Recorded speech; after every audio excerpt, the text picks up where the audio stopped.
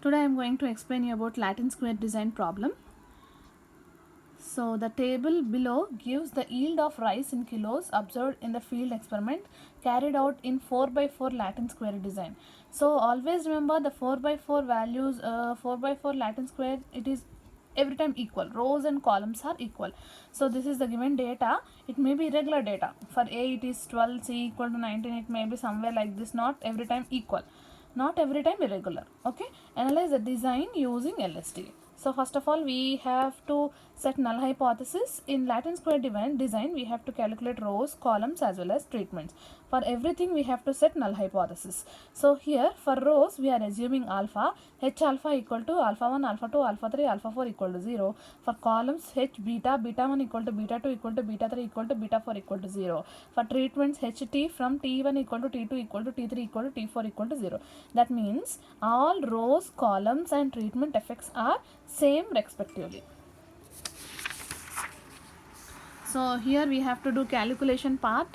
So here I have drawn columns, I have drawn rows. So here rows 1 2 3 4 are there and columns 1 2 3, it is 4x4 matrix form.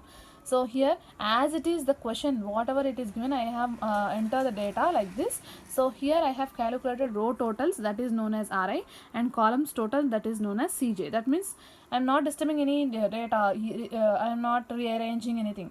Only the data as it is I have entered, and I have done totals of rows and columns. After doing totals of rows and columns, this is known as our grand total 213. So the treatment totals. So treatment totals means what? How many A's are there? What is the total? A equal to 12. In second one, A equal to 7. In third one, A equal to 5. In fourth one, A equal to 7. Or add all these values, you will get A value.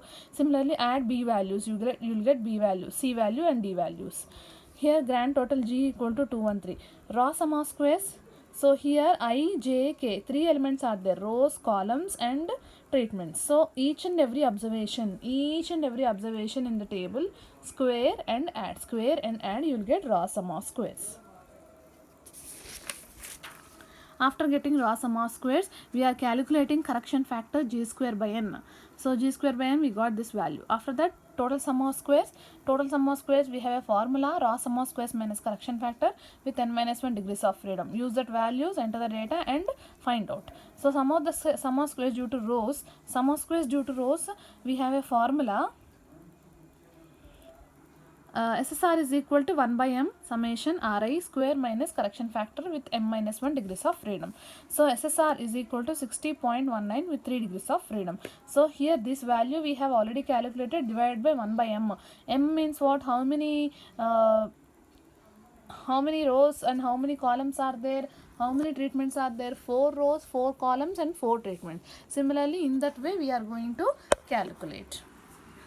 So m is equal to 4. So calculate, you will get values like this. Similarly, we are sum of squares due to columns also we are going to do SSC. SSC is equal to 1 by m summation over j Cj square minus correction factor with m minus 1 degrees of freedom. Sum of squares due to treatments, SST is equal to 1 by m summation over k Tk square minus correction factor with m minus 1 degrees of freedom. So sum of squares due to error, is equal to TSS minus SSR minus SST minus SST with m minus 1 into m minus 2 degrees of freedom. That means sum of squares due to treatments minus sum of squares due to rows minus sum of squares due to columns minus sum of squares due to treatments. You will get the values of sum of squares due to error. You will get the values of sum of squares due to error. Then after that you formulate ANOVA table. So sources of variation, sum of squares, degrees of freedom, mean sum of squares, F ratio. Under sources of variation, we have rows, columns, treatments and errors and total. Already we have calculated all these values, that is sum of squares due to rows, sum of squares due to column, sum of squares due to treatments and sum of squares due to error. This is total sum of squares. Here degrees of freedom is all is same. For only error, m minus 1 into m minus 2 is equal to 6. This is m square minus 1 is equal to 15. Otherwise n minus 1 also we can write, capital N minus 1. Mean sum of squares can be calculated as sum of squares divided by respective degrees of freedom. Sum of squares due to columns divided by respective degrees of freedom. Sum of squares due to treatments divided by respective degrees of freedom, you will get mean sum of squares. Sum of squares due to error divided by respective degrees of freedom, you will get mean sum of squares due to error.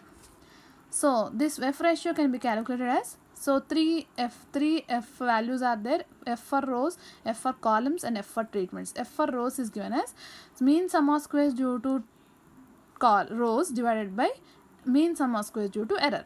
Each and every observation we have divided with error only. So here mean sum of squares due to columns divided by mean sum of squares due to error. So we got all the values of calculated values of rows, columns, and treatments. Then we have to write conclusions. Conclusions for rows, columns, and treatments we have to write separately. So for rows here, F for calculated value is given as 1.52. Just now we have calculated here. Then table value is 4.76. If calculated value is less than table value, we are accepting H0. HR may be accepted. That is, rows effects are same. Similarly for columns, calculated value is given as 1.08, in table value is 4.76. Columns calculated value is also less than table value, so we may accepting, that is, column effects are same. Similarly for treatments, FT equal to calculated value is 11.72, table value is 4.76. If calculated value is greater than table value, here we are rejecting the treatments. HT may be rejected, that is, the treatment effects are not same.